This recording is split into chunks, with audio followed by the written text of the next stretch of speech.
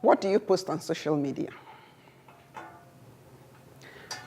Is your whole life on social media? Sometimes you go on your Facebook page and you find pictures of missing persons. And it says, keep sharing until we find the person.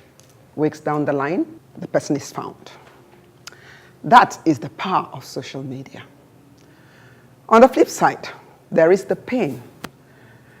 Recently, I buried my daughter, and I wanted a very private burial, but someone with their phone took pictures, and before I knew it, the pictures were on social media. I thought it was my story to tell. That is the pain of social media. Today we have an expert who will be talking to us on what you should post on social media and what you shouldn't. And my guest is Abasiama Idaresit. He's the CEO Wild Fusion, Nigeria's leading digital and social media agency, servicing Nigeria and top brands and blue chip companies. Abasiama is a graduate of Information Systems with an MBA from Manchester Business School. He was recently recognized by Choiseul Institute of Paris as top 100 African youths and leaders of tomorrow. And now my guest. You're welcome. Thank you very much. Please sit. Thank you.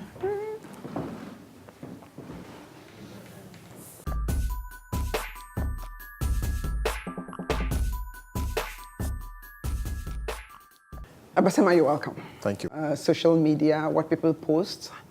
You find accident victims on the road, and you find people just stop to film instead of saving a life. I recently lost my daughter. Somebody took pictures, put it on social media. If it's my event and I invite you, do you have a right to take pictures and post on social media without my permission? So what should we post on social media? How are we using social media in Nigeria? Is that how we are supposed to use it? Double-barreled question. Start from any point. I will start by defining what social media is. Social media is a media channel that was created based on a network of people, bringing in people together, and that brings in the social element or the social component or the social angle to that network. And it is a platform where people are free to express themselves. But that freedom should not in any way infringe on other people's right to privacy, other people's sense of belonging. So we have seen a number of people use social media for good. We've also seen a number of people also use it the wrong way. Just a few tips to what can be shared. Share only information or content that you want the world to know about. Do not share what you cannot share with your mom or dad or your employer. If you know your parent or your employer or someone that you report to or your mentor will frown at something you've just shared with him, there is no need sharing that online. Do not share pictures and photos that will in any way compromise your security. For example, you're going on a vacation, there is no need to announce it, because what that means to a predator or to someone that has sinister motivation means your house is going to be empty for a period of time. But to you, you probably feel, I need to tell the world or my friend, I want to go to this beautiful place for a couple of weeks. Everybody has the right to privacy. Everybody has the right to his image. You need to take consent from people to be able to share their pictures, especially if that sharing or that content you're about to share would infringe on their right to privacy. So one has to be able to use tools in a very responsible way. There are responsible ways of using a tool, and there are irresponsible ways of using the same tool. So it's very important that people are educated. It's very important that people are aware that social media is powerful. It is a tool, and you can abuse that tool, and you can also use it effectively. I've seen small businesses grow from point A to point B because they have been able to utilize social media successfully. I mean, these are people that would not, these are businesses that would have folded up if not for social media. I have seen people looking for jobs and they were able to find a job on social media. I have seen people, you know, I mean, I had a very good friend in secondary school. This friend, we lost touch for almost 10, 15 years. And I could only find him on social media, you know, and that was possible because I was able to search for him. I need to find this. And we connected again. So this was a classic example of how social media can be used for good and can work for literally everyone. They are also very wrong use of social media. And it is very important that people understand that the use of a tool should not infringe on other people's rights or privacy. One way of going about this to protect your privacy would be to look at your social media settings. On Facebook, you go to Facebook settings, your privacy settings, and begin to set what people can see about you and what people cannot see. I don't want people to see my pictures. They won't see your pictures. I don't want them to know my date of birth. I don't want them to know my location. I don't want people, so you have to be my friend to be able to see X, Y, Z about me. If you're not my friend or if you're not connected to me, you will not see anything about me. All these settings, all these social media platforms, they all have tools and settings that can help you protect your privacy. For people that go out using social media the way they can, or the way they feel they can, to use it with caution and to also respect people and their right to privacy. There was a missing person, missing individual, and it was posted. And people kept sharing until the person was found. That's the power of social media. I also find where, you know, in this day and age where you find a 5-year-old who looks like a 12-year-old, and you have all these pedophiles all around, and they post pictures of young children on social media. What would you say to mothers and fathers like that? And also, the way it's been practiced, especially in Nigeria, you find accident victims on the road. Instead of stopping to help, you stop to film. Maybe you could have saved a life. Instead of bringing out your phone to film, put it on your page. If you had brought out your phone to make a call, emergency number, you would have saved a life. Yeah. But the way it's being used, it's really heartbreaking. You have a feud with someone, maybe someone you dated. I've seen where people have a feud with someone you dated, and the next thing, intimate things you did together, you post it on social media. Right. How would you advise us on that, advise viewers on that? So for viewers, a large number of Nigerians are misusing social media, and it's very important to listen to programs like this and get to understand how you should utilize such a very powerful tool or platform. You can use it to your detriment, and you can also use it to your advantage. Anything on social media is not written in pencil. It is written in ink. So it will be there. What was posted 10 years ago on High Five, or maybe 10 years ago on Facebook, they are still there till today. They won't go anywhere. And then they keep recycling your memory. They still bring that. Yes, absolutely. Reminding you posted this a year ago, this 20 2 years ago. Exactly. This is it. So it doesn't go anywhere because the internet, social is built on content. So the more content, it thrives with more content. So the content is there to stay. It's not written in pencil, but in ink. So you have to understand that whatever you share will be there forever, except you take it down. As regarding parents with children, I would recommend that you share with caution, and then be very careful who you're sharing with. You can't share your pictures to the whole world. Yes, your child, you're blessed with a beautiful child. Should you then take it out? Should you then take pictures of your beautiful child and show it to the world? With the current security situation in the country, I would say you should think twice before exposing yourself to such visibility. And also, if you want to share, there are also ways you can change your profile setting, your social media setting, so that that kind of content you're actually sharing with only very intimate network of people that are very close to you. Hold the thought. Hold the thought. Don't go anywhere. We'll be right back.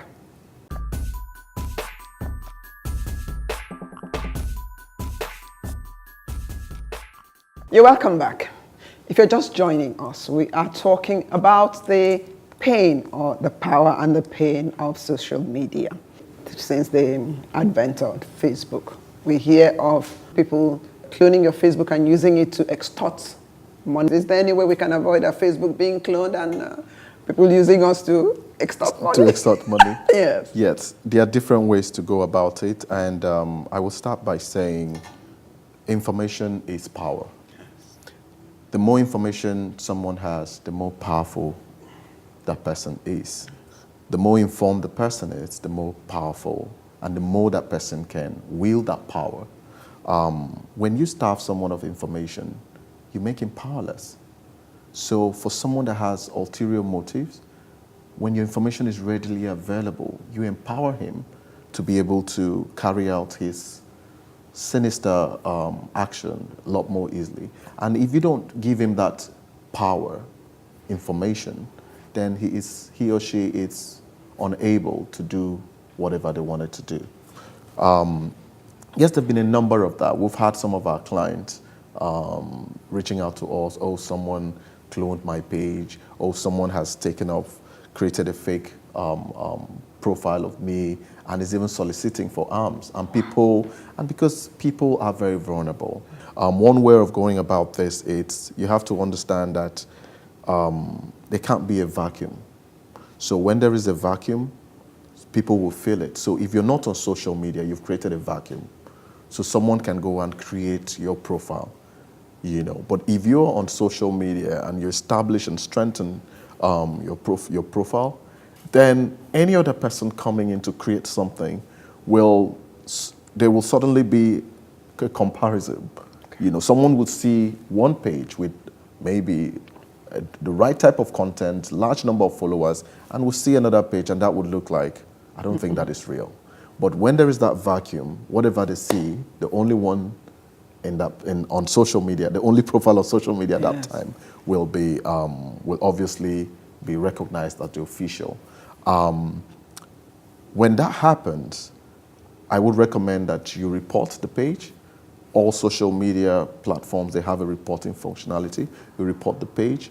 As much as possible, you can also write the social media platforms that they should verify you. Verifying means they do verify that this account is official, and most of the time it has a blue tick on the account. And what that means is this is a verified account. So even someone trying to recreate it, it wouldn't be as easy as if the account wasn't verified or if the person wasn't online already. So a lot of this is happening. Even fraudsters, there are new job opportunities. It's a situation where people have to be cautious, and the same way you will not just take any information from anybody on the street is the same kind of mindset you should apply on social media. So you have to be critical. You have to be critical of whatever you hear. Don't take it hook, line, and sinker. I see a lot of that. Because a lot of lies are being even posted. A lot of lies, fake news. Yes. And most people... They believe it hook, line, and sinker. Most people just believe what they see. Yes. And it makes a whole lot of sense to interrogate some of these stories. Run a search. You hear something? Run a search. Let me check if this is even true. Let me ask questions a little bit. I do something, for example. I see something, and I say, okay, I'm going to run a search. I go to BBC, if it's reported on BBC, or I go to a few other respectable media houses. Yes. And if they don't report that story, then I wouldn't believe that story, So it's very important to take what you see with a pinch of salt. The good thing is the media platforms are beginning to step up, control and oversight over how news and information spread across social media. But just remember this, viewers, information is power. The more you give out power, the more you empower People. with what they can use, whether it's good or it's bad. So give power out moderately or cautiously. We also hear that people make money off social media. Yes. Is it true? So how can we make money off social media? Empower us with that information, please. Okay, there are a number of ways to make money off social media. As a matter of fact, lots of ways. So I would say for small businesses, for example, you have a small shop. Let's say you're selling cupcakes or cakes or ice cream or whatever, and then you set up your social media page. Put a picture of some of your items on the page. Use the hashtag best cupcakes in town. Use the hashtag cupcakes in Lagos, or use the right hashtags. And once you use the right hashtags, organically people begin to find you. Because when people go online to search, when they run a search, where can I buy cake around me? It comes out, your result also comes out. There is this person's cupcake close to you. And before you know, people start knocking on your door. I mean, we just finished a session with some small businesses, and I was very impressed to see how social media has moved them from point A to point B. Doing business, starting a business is very tough, and even much tougher in business environments that, where infrastructure is an issue. So if social media brings some form of opportunity, then by all means, go for it, take advantage of it. Hold the thoughts. Don't go anywhere. We'll be right back.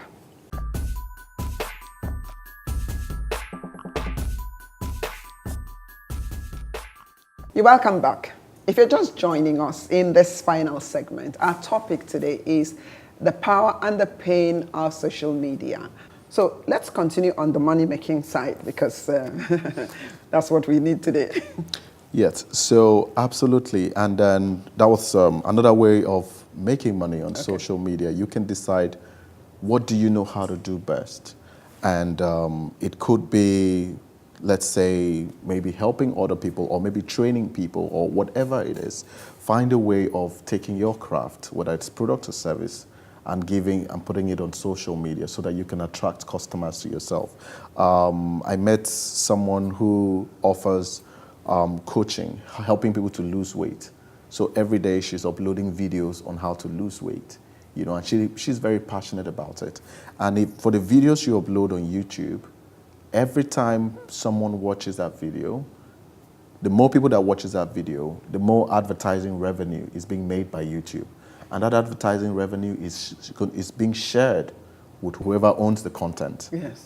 So the more videos you have, the more views you have, the more money is being shared with you. So if you see videos with 100,000 views, that means 100,000 people have seen the video.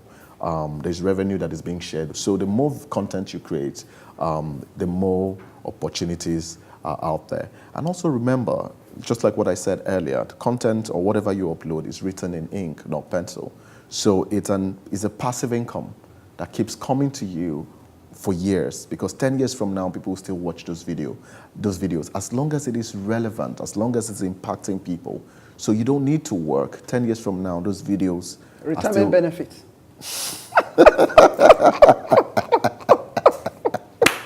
So they have to be the right video. Yes. They have to be very impactful to people. They have to be very useful to people for you to begin to get such benefit.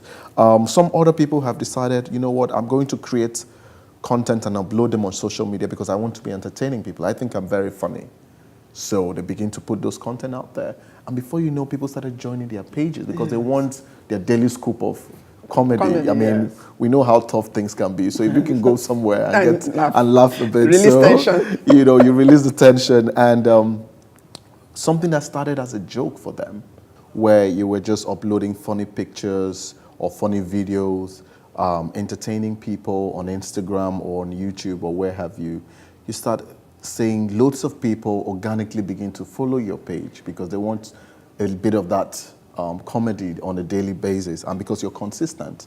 Something that started very small now becomes a full-time job for a number of people, and I've seen comedians grow from, shooting with their phones to actually having a proper set of their own. And then once that happens, the brands, the big advertisers start approaching them. Please, can you put my advert on because I see you're reaching a lot of people on a daily basis. Even on Facebook too, we're seeing Facebook also taking the responsibility of saying, you know what, as long as you're creating content that engaging to people, we would, whatever revenue we make from advertising on your content will be shared with the content owners. So we're seeing a whole lot of that happen. So my advice would be, think of what you're passionate about and then think of how you can take this to social media to lend the hand to either entertain people or help people out there, creating videos or images about it in a way that attracts more people to you. And the more you grow with followership, the more the money starts rolling in. And most importantly, it's passive income, and it remains as long as you let it be. So there are a number of opportunities out there for people to make money on social media. Instead of posting things to hurt and... Instead of posting things to hurt and instead of trying to scam people, the same energy people are using to outsmart other people and take their credit card details or outsmart them to steal their money with advance fee fraud, it is the same resource, that same brain, that same capability, that same internet data, that same resource that you can then utilize for good. And you will obviously on a long term even make more money with peace of mind. So this is going out to viewers who are contemplating joining the dark side to reallocate that energy and that skill to doing something positive using social media. And in this remaining moments, we're going to talk to our youths because basically they are more of the people who are on social media. Let's talk to them how they can use social media to better their lives in the light of what is happening in our society today, instead of doing all the sinister things that we see them do. Speaking to the youth, I would like to speak from my own experience. When I started Wild Fusion some years ago, there was no digital marketing agency in Nigeria at that time. We were the first. No place for me to get trained on digital marketing. So how did I start? I started by going online to go and learn how to do digital marketing. I started from the basic. Day and night, I was watching YouTube videos. I was running search on Google. I was studying day and night, and I understood and I acquired the skills free of charge. Just by watching videos of how it's done, by studying how it is done, free of charge. And from there, I was able to start a company. Right now, I have over 60 staff, servicing some of the best brands. And I ended up setting up a training center for digital marketing, where we have trained over 4,000 people since 2014. How did I start and how did I learn? By just sitting down on the internet and learning the skills. So many skills can be acquired on the internet free of charge. It could be programming skills, it could be video editing, it could be filming, it could be, spoken words, it could be poetry, it could be any skill that you need. Go online, and I know a number of people that have started their food businesses by studying online. Some people have started making shoes, making bags, creating things by learning how to do it online. And from there, they start a business. So my advice for youth, it's the internet, it's a massive gateway of opportunity. Don't spend your time chatting. Don't spend your time doing something that will not impact your life. Focus and just say, okay, I'm going to learn one skill that would put food on my table, roof over my head, and clothes on my body. And then you take that skill, day and night focus on it, become an expert by learning online, and then from there, you can build out a company. From there, you can either get a job or become more employable. Programmers, for example, in the country, most of our programmers in this country, they learned their programming skills online and grow by, acquiring the skill set online. So if I can do it, anybody can do it. And the good thing is, even when I started, data was very expensive back then. There was all-night browsing, so I had to go, you only got free internet at night, so you had to wake up to do it. Right now, you have all these great telcos, giving you very low data bundles, and go ahead, use that, and better your life, strengthen your skill set, and go out there and create value for yourself. That would be my advice. Abbas, thank you so much for this, for coming to add value to our program, and thank you so much for coming to empower people out there with the information and with your personal story also. Thank you. We look forward to having you one more time to come and talk to us on some other issues when it comes to social media. Thank you so much. Thank you.